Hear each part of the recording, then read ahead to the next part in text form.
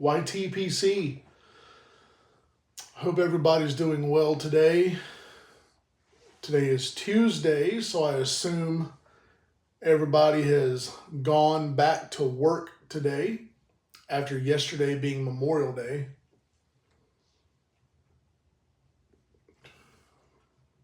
I know not everybody gets Memorial Day off. There were a lot of businesses open yesterday from what I could tell. And I'm sure factories and warehouses and places like that, they don't really shut down for stuff like that. I don't know for sure, but I could only assume.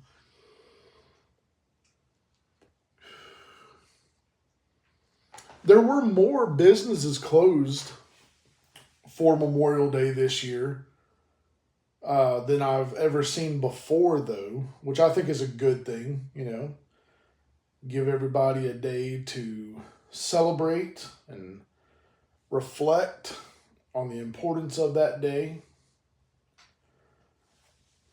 I hope everybody did enjoy their Memorial Day weekend, spending time with family, friends. Again, reflecting on the importance of that day and remembering those who gave the ultimate sacrifice for our freedoms.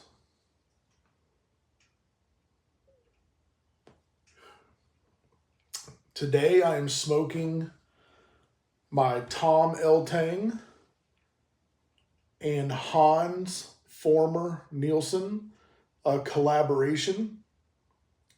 I picked this up from Ben over at Redeemed Pipes. This pipe was, again, a collaboration between Tom L. Tang and Hans Former Nielsen. It was made for Pipes Magazine, I believe, back in 2004. So, very happy to have this in my collection. And in it, I am smoking Cornell and Deal Bayou Morning Flake from 2007. So that's got some really, really nice age on it.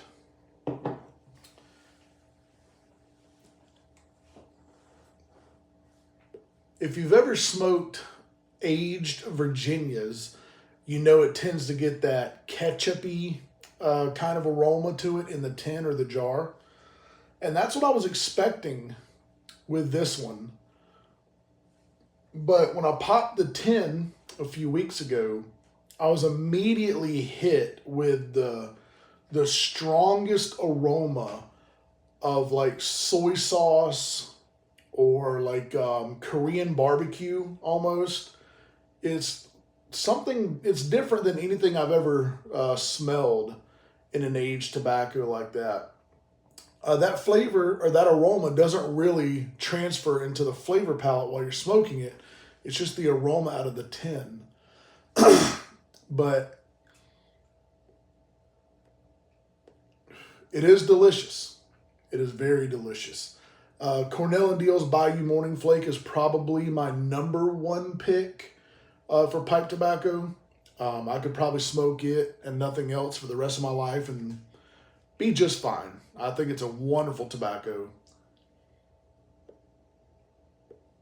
That opinion may change over time, but for like the last 6 months to a year, that seems to be my go-to tobacco for sure. Or at least one of them. I have a small handful that I pretty much stick with. My old trusties, if you will. But anyhow, I just wanted to get on here and just share a little story of my day yesterday. A friend of mine just bought a new home and is working on building up her front garden and stuff like that. She's super into plants and herbs and different things. So she's been, building up her garden really nicely, and I've been trying to help her out a little bit as I've been able to. So yesterday we went to a couple of nurseries, and one of the nurseries that we went to, just a few minutes from where I live, she was telling me, she wanted to go to this particular one because it's a small family-owned business. They basically run it out of their backyard, and it is the father-in-law of one of her friends that owns it. So we go there and walk in, and he and I, the guy who owns the place, immediately recognized each other. It was he used to be one of our regular customers at the cigar shop that I used to run. And I've not seen him in probably 5 years since I left the cigar shop. But I just thought it was really cool, to run into him. You know what I mean? Small world kind of situation. But we left from there and went a few miles down the road to a much larger nursery, because the little family-owned one, they didn't have a whole lot. They're running it out of their backyard, and once they sell out of stuff, that's just it. They're done, right? They close for the rest of the season. The other one is more, I don't know if it's corporate owned, but it's probably 10 times the size of the small family-owned one we went to. So we went over there, and I immediately fell in love with this place because it was more than just a nursery. They had just tent upon tent slammed full of different flowers and herbs and trees and all kinds of stuff, which was really cool. I'm kind of into that stuff. I appreciate plants and herbs and trees and whatnot. But when you walk inside the main building, it was slam full of fishing supplies. They sold fishing poles, lures.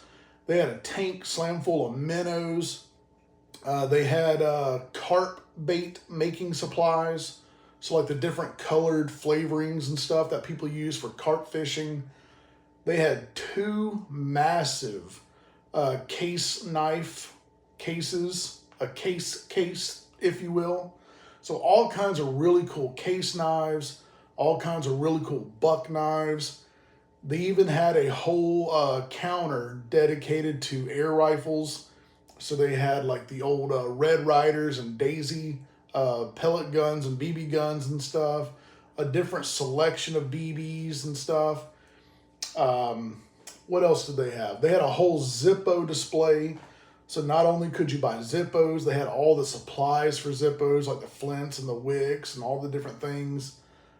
I mean, it was also like a hardware store. So they had like chains and rope and all that stuff, and farm supplies and stuff. And in the back corner, they even sold like traps and stuff for hunting traps.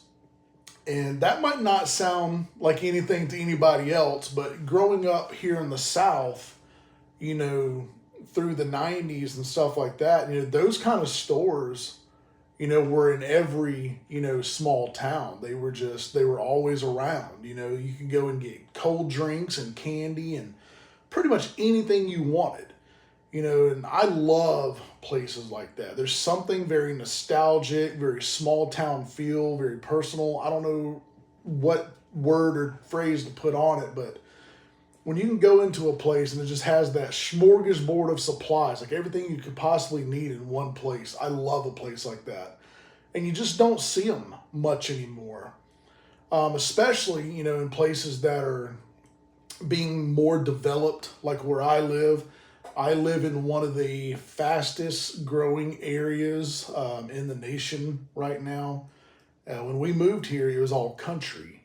But now it's being very overly developed, very gentrified. So places like that are kind of a dying breed. They're going away. So to see something like that still alive and thriving is really cool to me. And anytime I go in places like that, whether I go for, a tree or a flower or something, I always end up buying a knife or a Zippo or something. I didn't this time. I didn't have the budget for it. But I did buy some Zippo flints and some Zippo wick. They're so dirt cheap. It's just one of those things where when I see them, I go ahead and buy a few just to have on hand.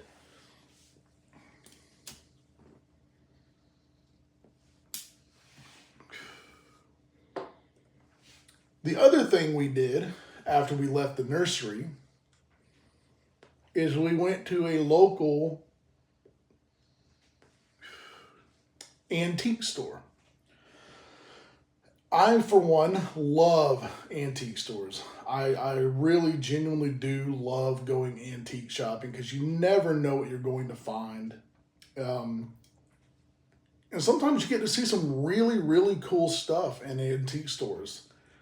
And antique stores are not all created equal, that is for sure.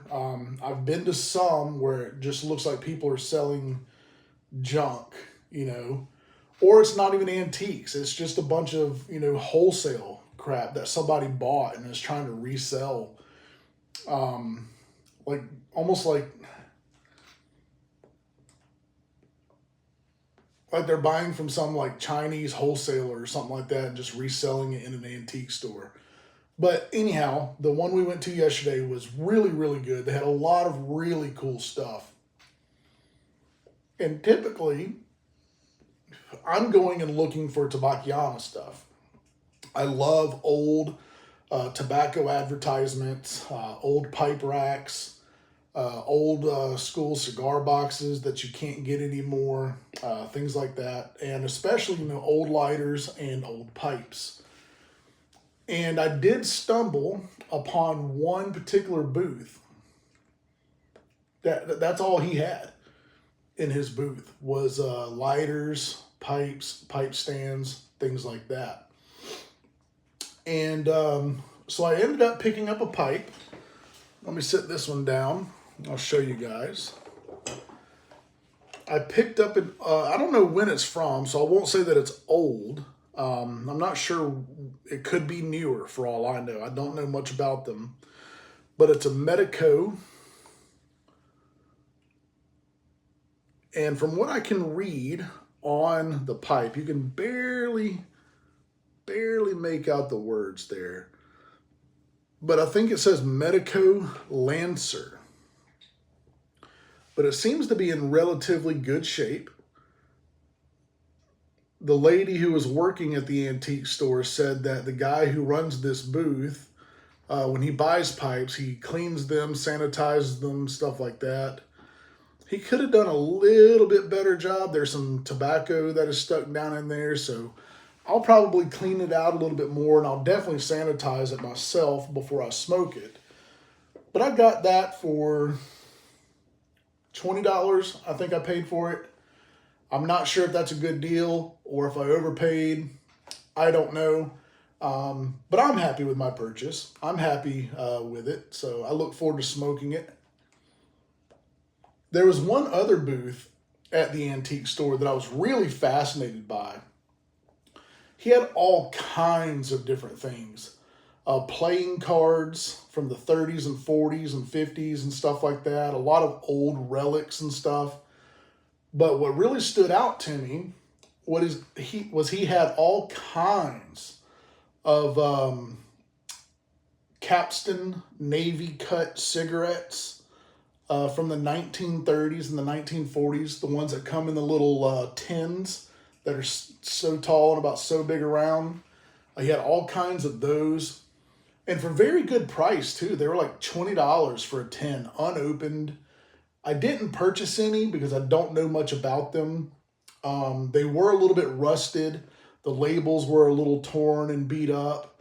And there were some dents in them. So I wasn't sure if they would still be good or not. Not that I'm going to smoke the cigarettes or anything, but if I'm going to buy something like that, I want to know that I can, if I choose to. I can pop them open and they'll still be good.